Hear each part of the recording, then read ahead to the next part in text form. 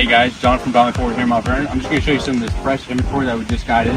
I have a 22 Ram Limited. It's got the 5.7 Hemi e-torque, which is basically a mild hybrid. It kind of replaces that alternator and it gives you more low-end power.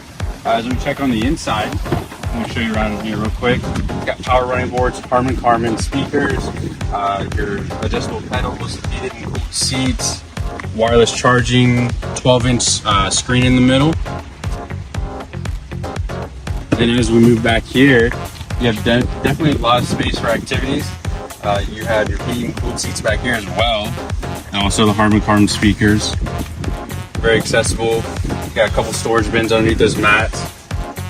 And as we move back here, we have a spray-in bed liner, dual exhaust tips. If this is something you're interested in, please give me a call at my extension 3018. Thank you.